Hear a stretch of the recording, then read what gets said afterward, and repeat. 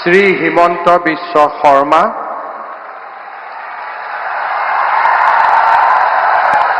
ঈশ্বৰৰ নামত শপত লওঁ যে বিধিৰ দ্বাৰা স্থাপিত ভাৰতৰ সংবিধানৰ প্ৰতি মই প্ৰকৃত বিশ্বাস আৰু আনুগত্য পোষণ কৰিম।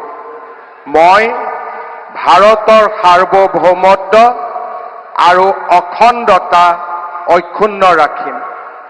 মই অসমৰ মুখ্যমন্ত্ৰী হিচাপে মোৰ কৰ্তব্য বিশ্বস্ততাৰে আৰু শুদ্ধ অন্তঃকৰণেৰে সম্পাদন কৰিম আৰু মই ভয় বা পক্ষপাত, অনুৰাগ বা বিদ্বেষ নোহোৱাকৈ সংবিধান আৰু আইন অনুসাৰে সকলো শ্ৰেণীৰ লোকৰ প্ৰতি ন্যায় আচৰণ কৰিম।